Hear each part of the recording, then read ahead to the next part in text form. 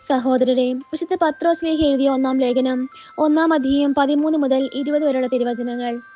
ആകയാൽ നിങ്ങൾ മാനസികമായി ഒരുങ്ങി സമചിത്തതയുള്ളവരായിരിക്കുവിൻ. യേശുക്രിസ്തുവിന്റെ പ്രത്യാഗമനത്തിൽ നിങ്ങൾക്ക് ലഭിക്കാനിരിക്കുന്ന കൃപയിൽ പ്രത്യാശ അർപ്പിക്കുകയും ചെയ്യുവിൻ. മുൻകാലത്ത് നിങ്ങൾക്കുണ്ടായിരുന്ന അജ്ഞതയുടെ വ്യാമോഹങ്ങൾക്ക് അനുസരണയുള്ള മക്കൾ എന്ന നിലയിൽ നിങ്ങൾ വിധേയരാകാതിരിക്കുവിൻ. മറിച്ച് നിങ്ങളെ വിളിച്ചവൻ പരിശുദ്ധനായിരിക്കുന്നത് പോലെ എല്ലാ പ്രവൃത്തികളിലും നിങ്ങളും പരിശുദ്ധരായിരിക്കുവിൻ. ഇങ്ങനെ എഴുതപ്പെട്ടിരിക്കുന്നു: ഞാൻ പരിശുദ്ധനായിരിക്കുന്നത് കൊണ്ട് നിങ്ങളും പരിശുദ്ധരായിരിക്കുവിൻ. ഓരോരുത്തരെയും പ്രവൃത്തികൾക്കനുസരിച്ച് നിഷ്പക്ഷമായി വിധിക്കുന്നവനെയാണ് നിങ്ങൾ പിതാവെന്ന് വിളിക്കുന്നതെങ്കിൽ നിങ്ങളുടെ ഈ പ്രവാസകാലത്ത് ഭയത്തോടെ ജീവിക്കുവിൻ. പിതാക്കന്മാരിൽ നിന്ന് നിങ്ങൾക്ക് ലഭിച്ച വ്യർത്ഥമായ ജീവിത രീതിയിൽ നിന്ന് നിങ്ങൾ വീണ്ടെടുക്കപ്പെട്ടത് നശ്വരമായ വെള്ളിയോ സ്വർണമോ കൊണ്ടല്ല എന്ന് നിങ്ങൾ അറിയുന്നുവല്ലോ.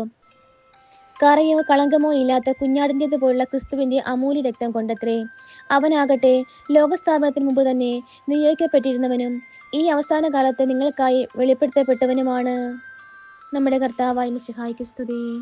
സഹോദരരെ, വിശുദ്ധ ലൂക്ക എഴുതിയ സുവിശേഷം 19-ാം അധ്യായം 1 മുതൽ 10 വരെയുള്ള തിരുവചനങ്ങൾ. യേശു ജെറീക്കോയിൽ പ്രവേശിച്ച് അതിലൂടെ കടന്നു പോവുകയായിരുന്നു. അവിടെ സക്കേവൂസ് എന്നു പേരായ ഒരാളുണ്ടായിരുന്നു. അവൻ ചുങ്കക്കാരിൽ പ്രധാനനും ധനികനുമായിരുന്നു.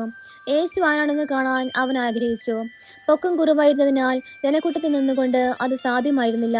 യേശുവിനെ കാണാൻ വേണ്ടി അവൻ മുൻപേ ഓടി ഒരു സിക്കമൂർ മരത്തിൽ കയറിയിരുന്നു. യേശു അതിലെയാണ് കടന്നു പോകാനിരുന്നത്. അവിടെ എത്തിയപ്പോൾ അവൻ മുകളിലേക്ക് നോക്കി പറഞ്ഞു: സക്കേവൂസ്, വേഗം ഇറങ്ങി വരിക. ഇന്ന് എനിക്ക് നിന്റെ വീട്ടിൽ താമസിക്കേണ്ടിയിരിക്കുന്നു.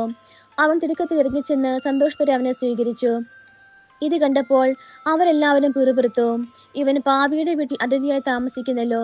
സക്കേവൂസ് എഴുന്നേറ്റ് പറഞ്ഞു: കർത്താവേ, ഇതാ എൻ്റെ സ്വത്തിൽ പകുതി ഞാൻ ദരിദ്രർക്ക് കൊടുക്കുന്നു. ആരുടെയെങ്കിലും വക വഞ്ചിച്ചെടുത്തിട്ടുണ്ടെങ്കിൽ 4 ഇരട്ടിയെ തിരിച്ചു കൊടുക്കുന്നു. യേശു അവനോട് പറഞ്ഞു: ഇന്ന് ഈ ഭവനത്തിന് രക്ഷ ലഭിച്ചിരിക്കുന്നു. ഇവനും അബ്രാഹത്തിന്റെ പുത്രനാണ്. നഷ്ടപ്പെട്ടു പോയതിനെ കണ്ടെത്തി രക്ഷിക്കാനാണ് മനുഷ്യപുത്രൻ വന്നിരിക്കുന്നത്. നമ്മുടെ കർത്താവായ മിശിഹായ്ക്ക് സ്തുതി.